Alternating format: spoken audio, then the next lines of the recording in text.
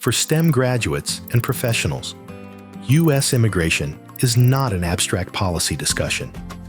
It is a system that directly determines your research timelines, business growth, and family stability. Whether you are an engineer, a scientist, or a data innovator, you are likely navigating an immigration framework that evolves much slower than the industries you support. We are breaking down the landscape of early 2026. From confirmed USCIS policy changes to the reported pauses on immigrant visas abroad, we are cutting through the speculation to bring you the documented facts. But as administrative rhythms tighten and global competition heats up, we have to ask the big question. The visa freeze. Who gets in and who gets left behind? Are you affected? Stick around, because we will answer that exact question at the end of this video.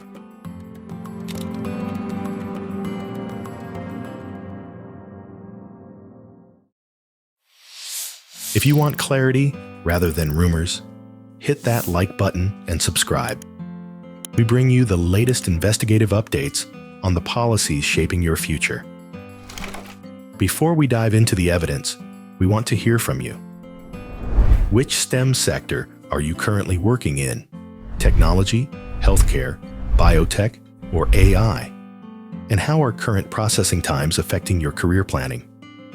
Drop your answer in the comments right now. The Refugee Innovator. To understand where we are going, we have to look at what is possible. Our first story isn't about a standard H-1B visa. It is one of the most clearly documented immigrant pathways in U.S. tech history. In 1992, John Coombe arrived in the United States from Kyiv, Ukraine. He didn't come as a tech executive. He entered as a refugee, a fact confirmed in multiple public interviews. Settling in Mountain View, Coombe taught himself computer networking from manuals. He eventually enrolled at San Jose State University and worked in infrastructure security at Yahoo. But his defining moment came in 2009. He co-founded WhatsApp, a platform explicitly designed to operate on unreliable networks, a direct reflection of his technical philosophy and immigrant background. When Facebook acquired WhatsApp in 2014, it wasn't just a transaction. It was proof that lawful entry combined with grit builds global infrastructure. Coombe has publicly connected his success to that initial opportunity. In an interview with Forbes, he reflected on his journey. I grew up without a lot of the things people take for granted here. Coming to America gave me a chance to learn and build.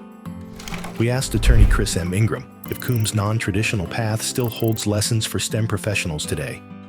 He answered, "Not every STEM immigrant enters through the same door, but lawful entry combined with skill and opportunity has always been a catalyst for innovation." Jan Coombe's path started with humanitarian protection, not a student visa. Does your current immigration journey feel like a straight line, or are you navigating a more complex route? Let us know in the comments. Coombe's story proves that success is possible through various lawful paths. But to navigate those paths and truly maximize your opportunity, you need the expert strategy of the law offices of Chris M. Ingram behind you. If you are ready to secure your own American success story, don't guess at the law.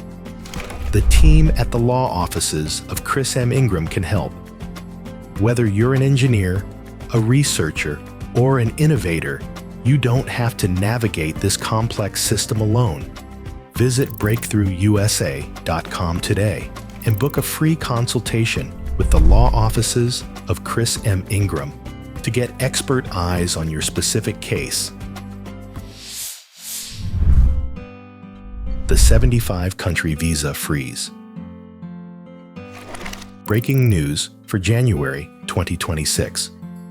The U.S. Department of State has implemented an indefinite suspension of immigrant visa issuance for nationals of 75 countries. This isn't a rumor. It is a confirmed administrative action that halts the final step of green card processing at U.S. embassies and consulates abroad. Crucially, this freeze specifically targets employment-based visas, including EB2 and EB3 categories processed overseas. However, it is vital to understand what is not frozen. This suspension does not apply to student visas, H-1B work visas, or adjustment of status cases filed directly with USCIS inside the United States. The divide is now sharp. If you are a STEM professional who must travel abroad to finalize your green card, your case faces indefinite delay. If you are eligible to adjust status inside the U.S., you can continue moving forward. Regarding the reasoning behind this sudden shift, the State Department officially stated that this pause is part of a broad review of admissibility standards, specifically focusing on financial self-sufficiency and public charge analysis. We reached out to attorney Chris M. Ingram to clarify the strategy for STEM talent caught in this shift. He advised, "What we are seeing is an administrative pause inside the consular system. It doesn't change who qualifies for an immigrant visa, but it does change when those visas can be issued.